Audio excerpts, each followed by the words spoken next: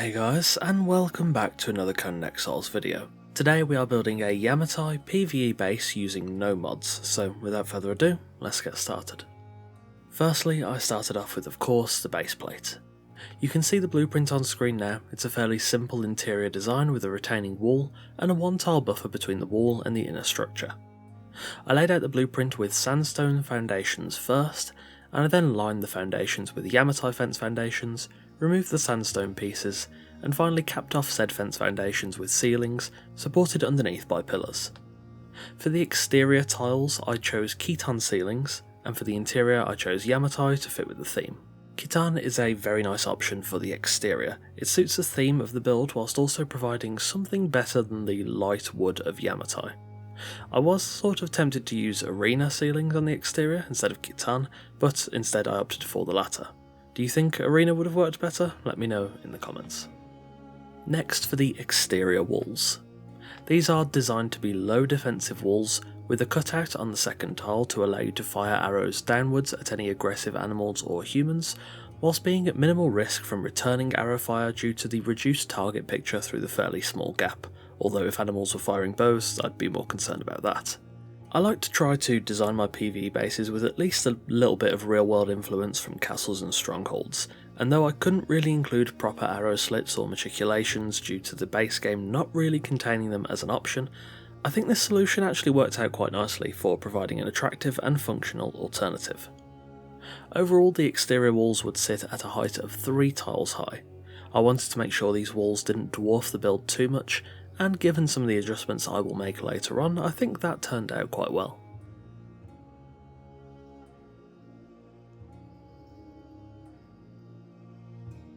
Next, for the interior base itself.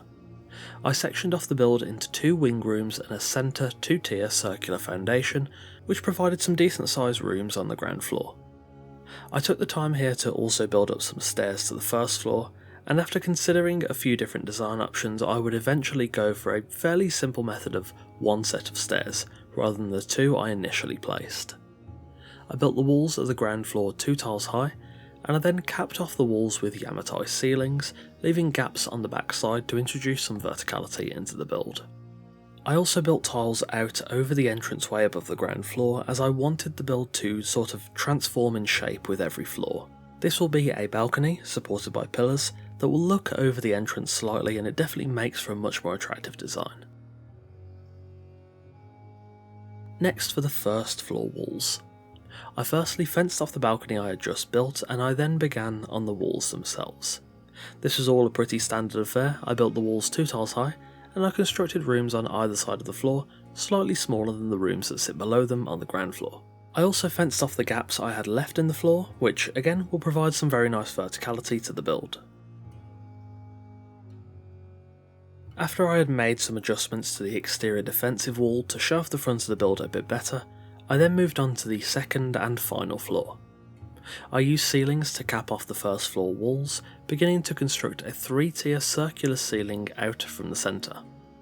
This was the point where I readjusted the stairs into their final design, as I mentioned earlier.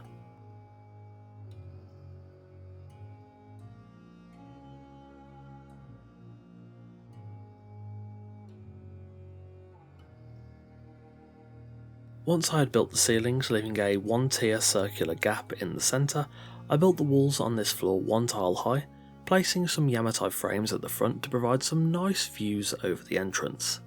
I also placed fences around the gap surrounding the stairs, seeing as I presume the last thing any exile would want to do in the morning is slip, fall down 3 stories and land on the poor thrall below.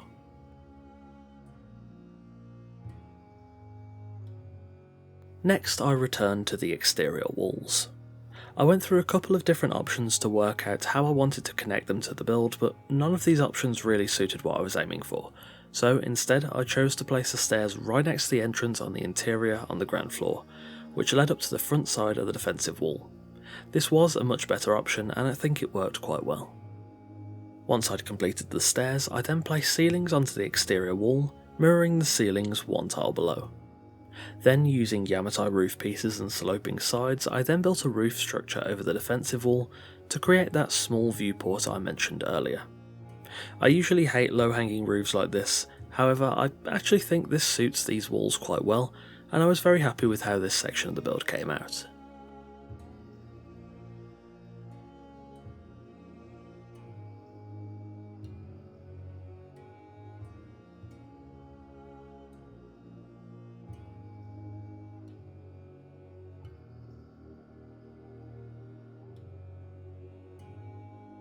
I next added fences to the entranceway outside the build, and I also built mini buttresses at regular intervals on the exterior facing side of the defensive wall, capped off with Yamatai rooftop caps.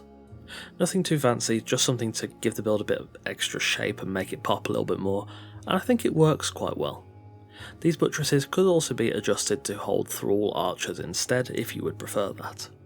Finally, the roofing. Given the overall structure of the build, I think I've set myself up fairly well for building the roof. Constructing the roof structure itself was really a simple process of simply just following the flow of how I'd set up the walls. I used Yamatai roof pieces, of course, though on the top floor bedroom I also chose to include storm glass roof pieces to get some nice natural light into the build and to take advantage of the height of the bedroom, which definitely helps to add to the elegance of things.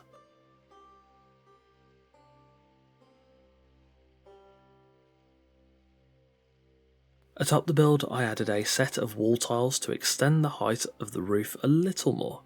This looks okay, but I then chose to go back and create mini buttresses surrounding this extended section right at the top, which definitely added to the design and looked much better.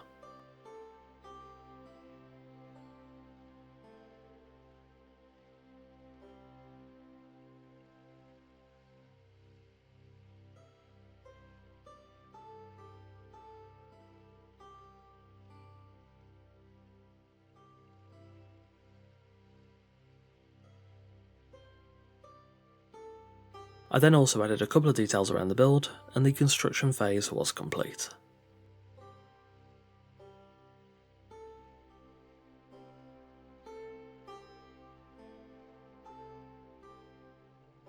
Finally, when the shell of the build was done, it was then time to, of course, furnish. Outside the build, I've placed some stables and included a small Japanese-inspired entranceway, which I think helps to establish the style of the build. I've lit the structure using Turanian and Aquilonian lighting options, and I've added some statues at the entrance too. The defensive wall is easily accessible from inside, and it looks and functions quite nicely.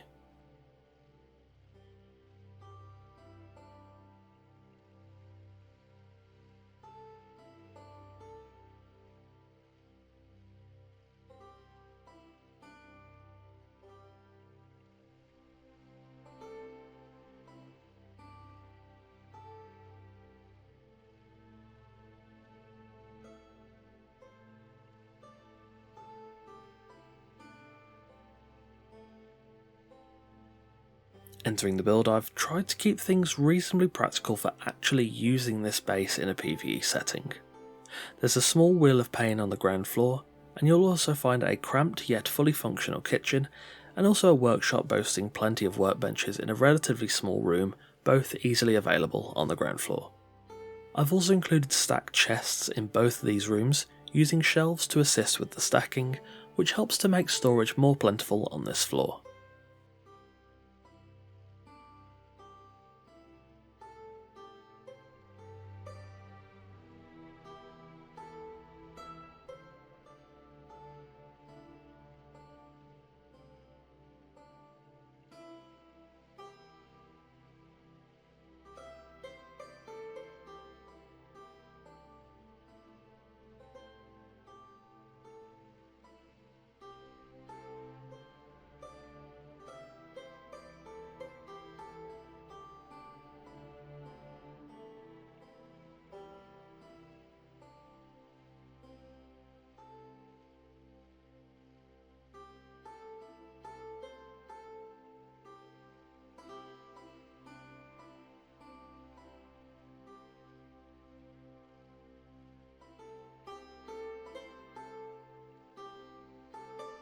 Heading up to the first floor, this level includes two separate rooms.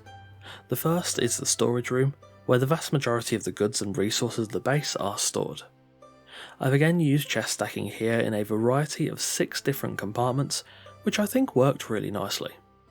This room also has access to the balcony that looks over the entrance.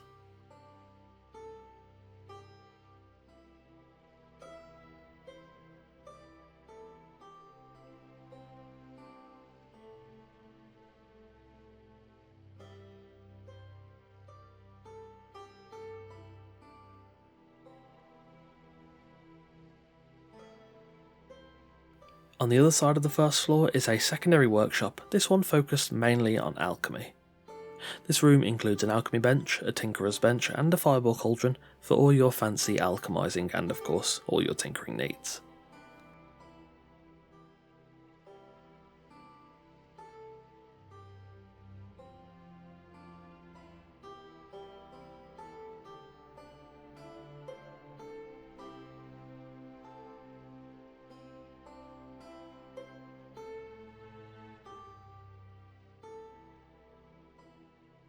Heading upstairs once more, we reach the bedroom.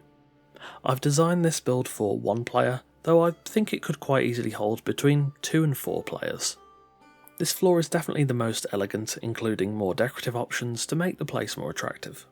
The bedroom itself includes a small changing room and also a small brewing room where all sorts of fancy alcohol can be stored. There's also a plant display near the stairs and of course a luxurious double bed.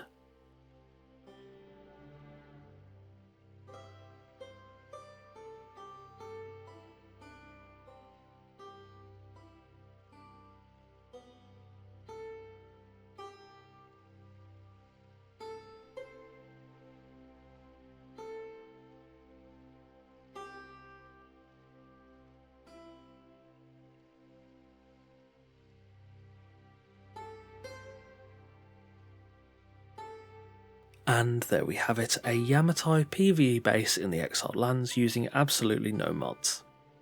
Thanks for watching. It's been a little while since I've used Yamatai and I really wanted to do that today.